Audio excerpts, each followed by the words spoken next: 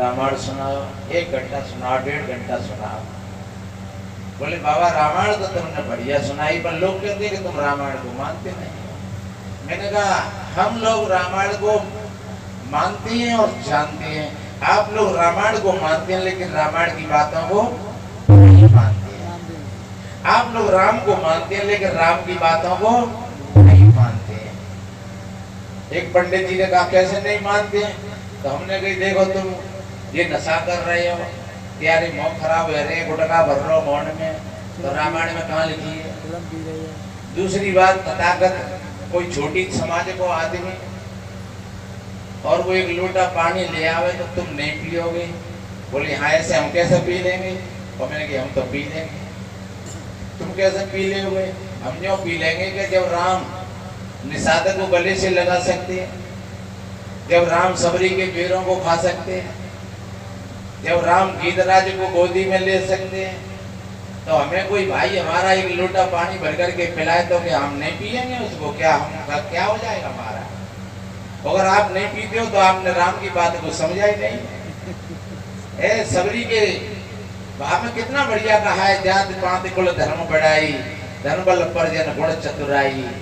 ये सबरी अगर इस व्यक्ति के अंदर में प्रेम नहीं है, श्रद्धा नहीं है, जो आचरणहीन है, वो व्यक्ति तो ऐसे ही जानो कैसे जैसे बिना पानी के बात। भक्तिहीन नर शोभो कैसे, और जल बिनु भारत देखिए जैसे। जाति पाति कुल धर्म बढ़ाई, धन बल परजन गुण चतुराई। ये कुछ भी हो, चाहे कोई जाति में बड़ा हो, चाहे कोई गुणवान हो, बलवान हो, धनवान हो, लेकिन जिसके हृदय में प्रेम और प्यार नहीं है वो हमारे लिए कुछ नहीं है।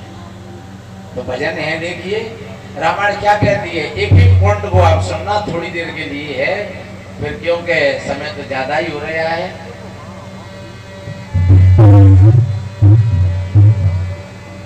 है रामायण की वाणी संत समझाते,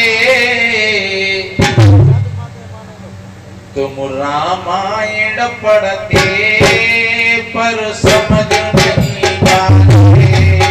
तुम रामायण पढ़ते पर समझ नहीं पाते।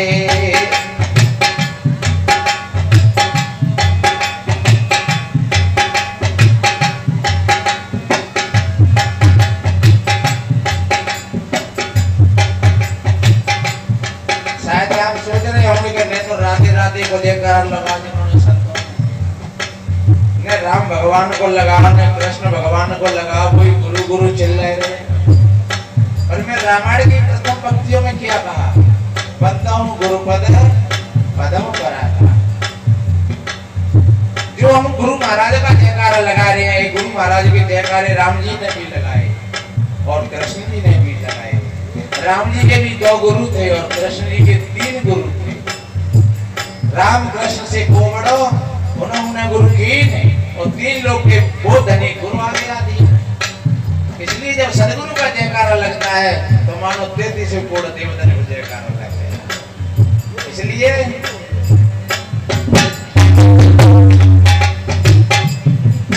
गुरु महिमा दर्शाई, कीरत संतन की गाई। गुरु महिमा दर्शाई, कीरत संतन की गाई।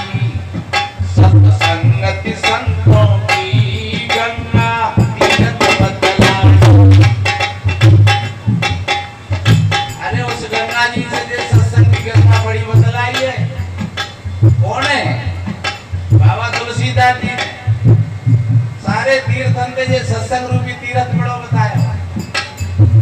सारे तीर्थ लौकिक बताए और जे अलौकिक तीर्थ है।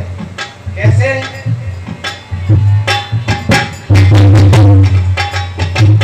अकत अलौकिक तीर्थ यारू,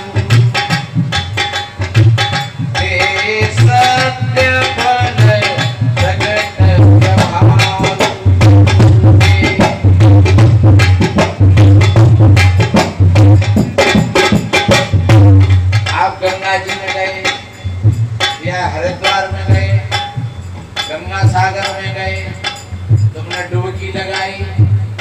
तुम्हारे शरीर को मैल पसीना तो छूटेगा, पर मन का मैल पसीना नहीं छूटा।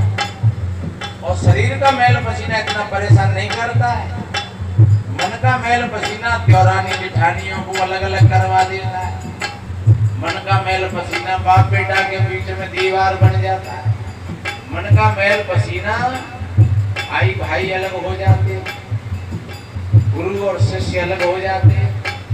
इसलिए मेरे बहन भाइयों, मन का मैल पसीना अगर छूटता है तो वो सत्संग में छूटता है। जहाँ तक बाबा तुलसीदास जी ने कहा है कि मंजन फल पेखिए तत्काला और का कहूं पिट वकऊ मराला। जो सत्संग सरोवर में जो स्नान कर लेते हैं वो कौवा से कोयल बन जाते हैं और बगुला से हंस बन जाते हैं। कौवा कैसा है? कौवा ऐसा हो पक्षी में क्या वो खीरुआ खा जाए और गंदगी मुंह चौथ जाए मारे, अगर वो आदमी वैसा करे कि वो खीरू खाए जाए और अंडे की आमलेट वो चाटे जाए तो वो कोएगा। इसलिए मेरे बहन भाइयों, कितनी बढ़िया बात कही है कि सत्संग रूपी सरोवर में जो स्नान कर लेते हैं वो कौवा से कोयल बन जाते हैं और बगुला से हंस बन जाते हैं। दूध के गिलास को छोड़ करके कलारी पर जाता है वो कौन है? जिसके पास में अच्छी वाणी है बोलने की और बग बग बग बग करता रहता है, तो वो कौन है? वो कौवा ही तो है। आगे उदाहरण दिया कि नारद वाल्मीकि घट जोनी। नारद एक दासी के पुत्र थे, लेकिन सत्संग में जब स्नान करा तो वो ब्रह्मर्षि बन गए। वाल्मीकि एक रत्नाकर, एक बिगड़ा हुआ डकैत था, लेकिन जब संतों के सानिध्य में आया तो वो वाल्मीकि ऋषि बन गया, जिसने 24,000 श्लोकों में वाल्मीकि रामायण की रचना की। धन्य है सत्संग की महिमा को, लेकिन लोग नहीं समझ पाते। क्या बोला मैंने?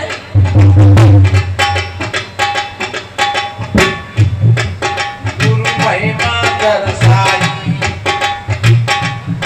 कीरत संतों की गाई,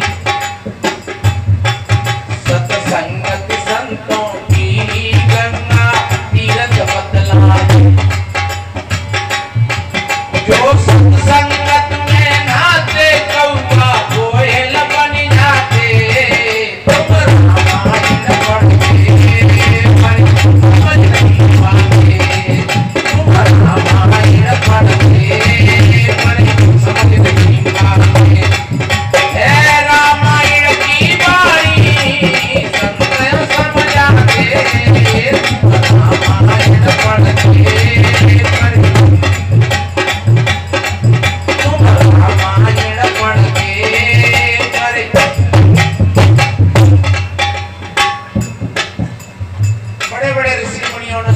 महिमा गाई और हम भी गाते गाते थक गए और हमसे पीछे और आगे,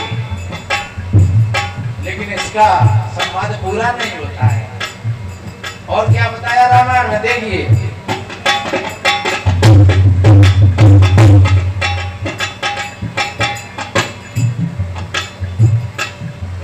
गुरु बिनु भव पार न पावे, चाहे शिव ब्रह्मा सम होए जावे। ये अपने रामायण में लिखा हुआ है। गुरु बिनु भवन निध तरई न कोई, और जो विरंच शंकर सम होई। गुरु बिनु भव पार न पावे, चाहे शिव ब्रह्मा सम होए जावे। चाहे बने वेद पाठी औरों को समझावे, चाहे बने वेद पाठी औरों को समझावे। गुरु बिन नहीं होवे ज्ञानी,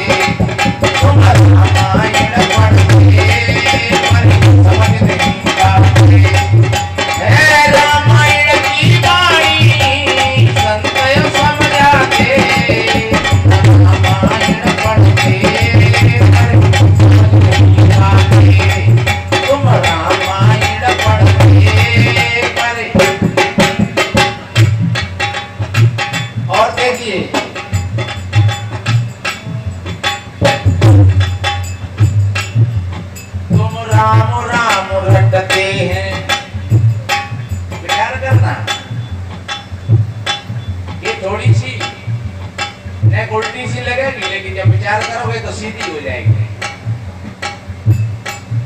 क्योंकि जब बाबा तुलसीदास जी ने रामायण में ऐसा लिखा है कि सिया राम में सब जगह जाने और करो प्रणाम जोर जी को पानी, तो सब में भगवान है, सब में सीताराम है।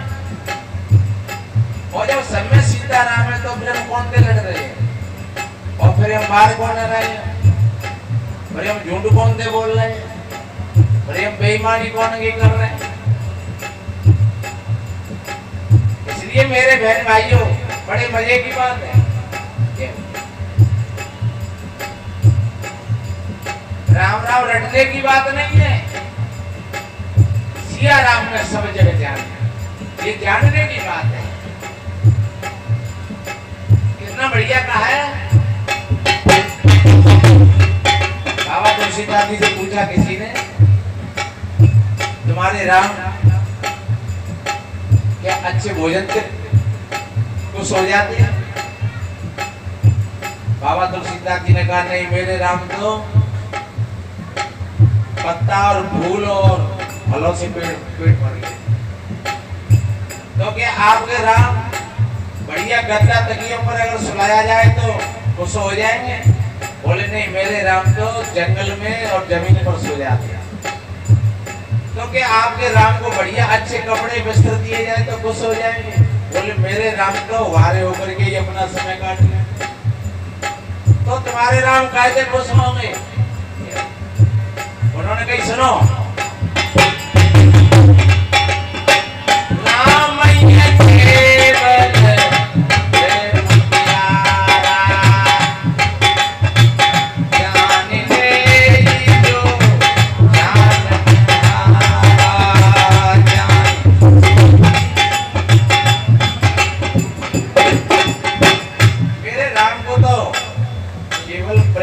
प्यारा है। अच्छा राम जी, ये छोड़ो, हम आप सभी भाई बहनों से बात करते हैं। आपको बुलाया किसी ने और आपके लिए 3600 प्रकार के भोजन रख दिए, लेकिन वहां कोई तुमसे बोल नहीं रहा है, सब टेढ़े मेढ़े जा रहे, मुंह लटक रहे हैं। क्या तुम वहां उस भोजन को अच्छा लगेगा? तुम्हें भोजन, तुमको 9 करोड़ की कोठी में सुलाया, लेकिन कोई बढ़िया आपके पास में कोई बैठ रहा नहीं है, बात नहीं कर रहा है, तो क्या तुमको उस कोठी में नींद आ जाएगी? नहीं आएगी। और आप किसी अपने मित्र और प्रेमी के पास पहुंचे और मेरे भाई बहनों, सर्दी पड़ रही है, गर्मी पड़ रही है। हम अभी कल परसों की बात, एक प्रेमी के यहाँ 3 दिन हमने एक पेड़ के नीचे काटा, और इतनी धूप और इतनी गर्मी, तुम खाटे तो सरका लें, तुम पिते सरका लें, लेकिन उस गर्मी का भी पता नहीं लगा। और ध्यान रखो, जब हम किसी प्रेमी के पास में होते हैं तो हमको भी भोजन रूखा सूखा हो बड़ा अच्छा लगता है। गर्मी हो उसका भी नहीं पता लगता है, सर्दी हो उसका भी नहीं पता लगता है। इसलिए सबसे अगर बड़ा है तो क्या है? वो प्रेम है। तो जब राम को प्रेम प्रिय है, वो राम आपके अंदर में भी बैठा हुआ है, आपका राम भी प्रेम ही चाहता है। तो हम राम राम तो रट रहे हैं और प्राणियों के साथ में अन्याय करते हैं, अपघात करते हैं, तो क्या तुम्हारा राम खुशी हो जाएगा? कैसे होगा खुशी? इसलिए कहा है, तुम राम राम रटते हैं और राम ही से लड़ते हैं। राम है प्रेम प्यारा, सतग्रंथ संत कहते हैं। राम है प्रेम प्यारा, सतग्रंथ संत कहते हैं। पर जीवों की हानि फिर 84 जाके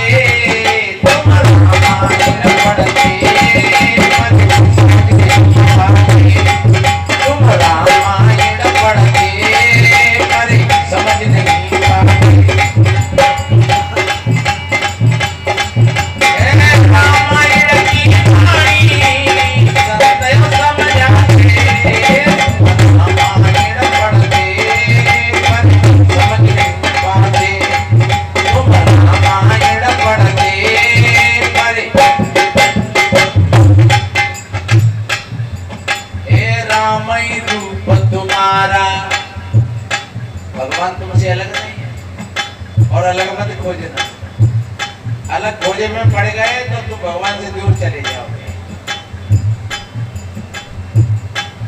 जब आदमी मर जाता है तो क्या कहते हैं, राम निकल गया, हंस निकल गया। ये कोई नहीं कहता है कि कोई स्त्री निकल गई कि पुरुष निकलेगा, कि गैया निकल गई कि गधा निकलेगा। क्या कहते हैं, राम निकल गया। और जब राम तुम्हारे अंदर में तो तुम राम कहाँ खोज रहे हो फिर, और जब खोज रहे हो तो तुम भूल गए, जाको क्यों खोजे तो फिर। इसलिए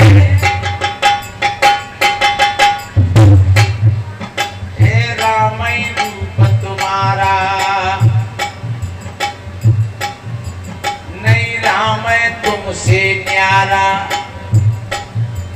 निज सहज रूप जानो, बस हो जाओ भगवाना। निज सहज रूप जानो, बस हो जाओ भगवाना। तुम अमृत राम अमानी। अमृत नाम की कोई चीज नहीं है वैसे। शास्त्रों में कहते हैं कि पहले जमाने में अमृत तो कौन कहते का देवता ने पे तो आज वो होतो का भैया जाने अमृत पियो देखो 10,000 बस दे बैठे। लेकिन है कोई ऐसा? तो अमृत नाम की और कोई चीज नहीं है। अमृत है तो आपकी आत्मा को ही अमृत कहते हैं, परमात्मा को ही अमृत कहते हैं। फिर आपके अच्छे व्यवहार को अमृत कहते हैं, आपकी अच्छी वाणी को ही अमृत कहते हैं। कैसे कहते हैं अमृत? अच्छी वाणी से, अच्छे व्यवहार से। भैया फलाने की बहू तो बहुत बढ़िया है, अरे भैया वो फलाने को बेटा तो बहुत बढ़िया है, अपने माता पिता की सेवा करता है, बड़े बूढ़े की सेवा करता है, और आकर तो गरीब गुरबा की कहीं पर भी अपने जीवन लड़ा देता है, तो समझ लो कि उसका जीवन अमृत में जीवन। इसलिए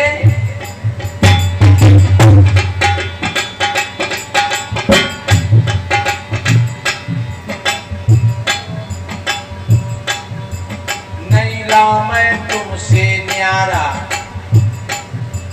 निज सहज रूप जान